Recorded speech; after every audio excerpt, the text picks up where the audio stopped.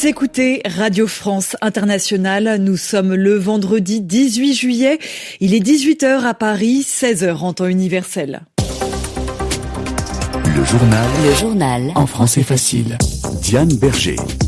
Plus de 600 morts depuis dimanche dernier. Malgré les annonces de cessez-le-feu, les violences continuent dans le sud de la Syrie, entre Druzes d'un côté, Bédouins sunnites et combattants tribaux de l'autre.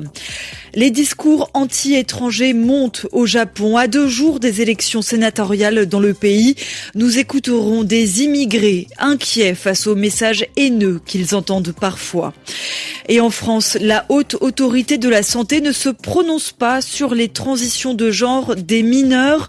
C'est pourtant souvent dans l'enfance et à l'adolescence que les concernés se rendent compte de leur transidentité. Et ces jeunes sont très vulnérables.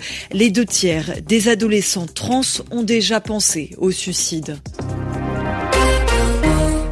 Les annonces de cessez-le-feu n'ont rien changé. Les combats continuent ce vendredi dans le sud de la Syrie, entre d'un côté des Bédouins sunnites et des combattants tribaux proches des autorités au pouvoir à Damas, et de l'autre des membres de la communauté druze, majoritaire dans cette région. Depuis dimanche dernier, les violences ont fait près de 600 morts et elles ne s'arrêtent toujours pas malgré le retrait des forces officielles de Damas, accusées par certaines ONG de soutenir les Bédouins contre les Druzes. Sur place, les habitants vivent dans la peur. Écoutez le témoignage de Sarah. Elle habite à Soudeïda, la ville principale de la région.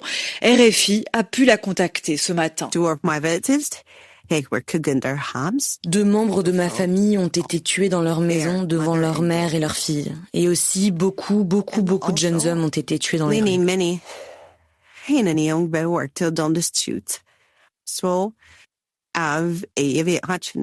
En réaction ou par vengeance, les habitants de Soudeïda, principalement les factions locales, sont dirigés vers les zones où résident les Bédouins et ils ont expulsé un grand nombre d'entre eux de leur maison et beaucoup ont également été tués.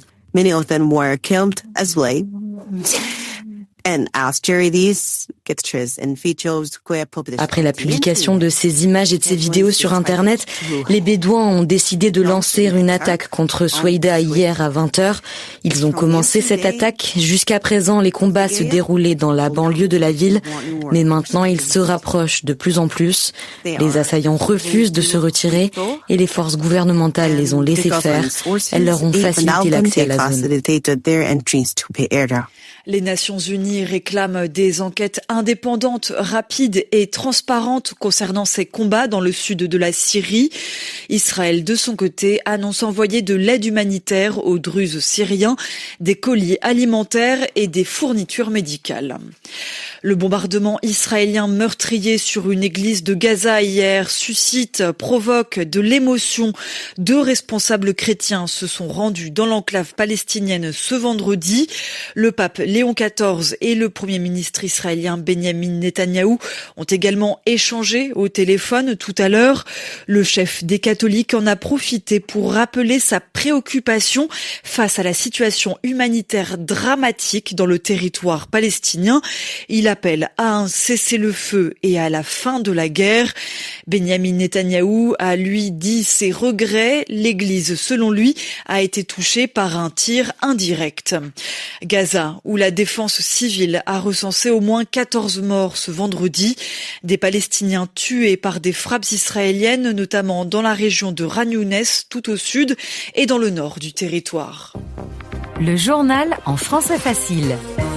J-2 avant les sénatoriales au Japon. Les prochaines élections ont lieu dimanche. La campagne marquée ces 15 derniers jours par des prises de parole violentes de la part des partis populistes et ultranationalistes. Ils n'ont pas arrêté de s'en prendre verbalement aux immigrés. Pourtant, ils sont peu nombreux dans ce pays d'Asie.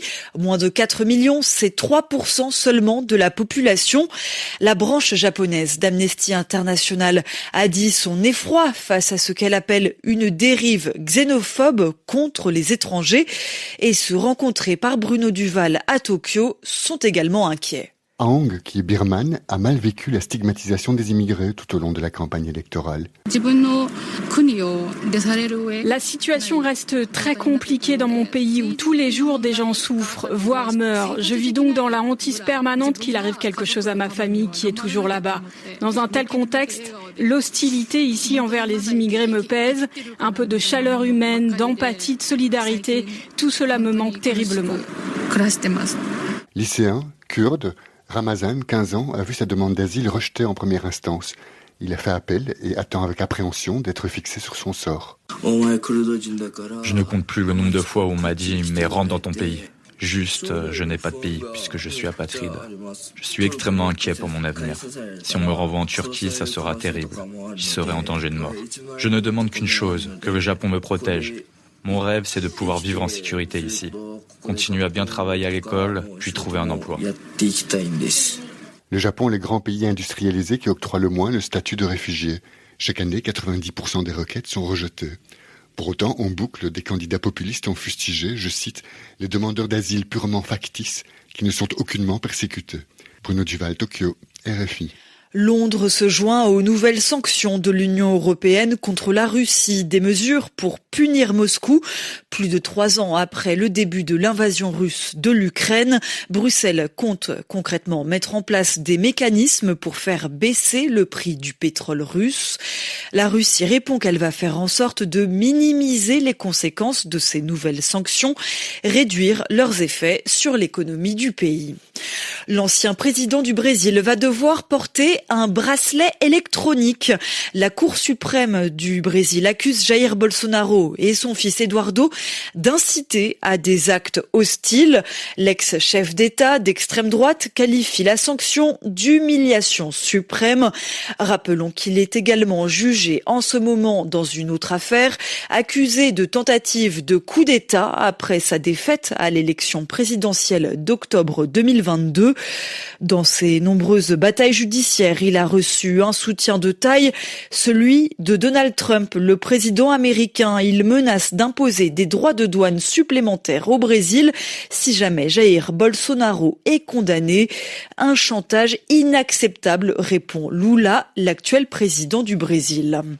Alors qu'aux États-Unis, Donald Trump fait tout pour faire reculer les droits des personnes transgenres, en France, la HAS, la Haute Autorité de la Santé, a publié ce vendredi ses toutes premières recommandations dédiées au parcours de transition pour devenir homme ou pour devenir femme. L'objectif, mieux prendre en charge les personnes concernées médicalement. L'IA Roisin-Pilot, pour ce premier volet de recommandations, il faut souligner que la HAS ne s'intéresse qu'aux individus majeurs. La transidentité, c'est lorsqu'une personne s'identifie à un genre différent de celui qu'on lui a attribué à la naissance.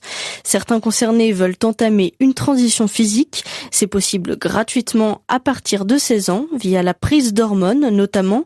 Pour autant, la HAS ne se prononcera qu'en 2026 sur les parcours médicaux des mineurs. Nous constatons qu'il y a un consensus sur les adultes, qu'on ne retrouve pas le même consensus, on va dire, chez les mineurs, et qu'il y a également des données robustes qui nous manquent encore sur les mineurs.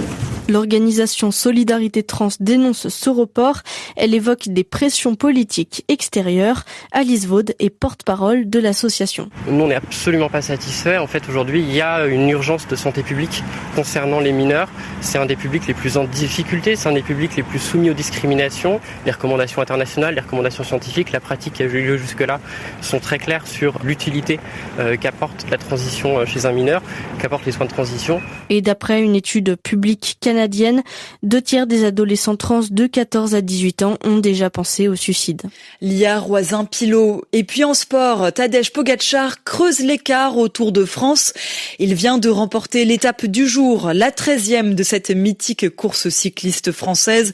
Un contre-la-montre en montée entre Loudanviel et Péragude dans les Pyrénées. Le coureur cycliste slovène gagne encore un peu plus de terrain sur ses concurrents.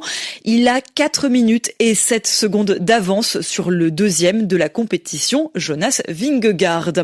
C'est la fin de ce journal en français facile. Vous pouvez le retrouver, le lire, l'écouter sur françaisfacile.rfi.fr.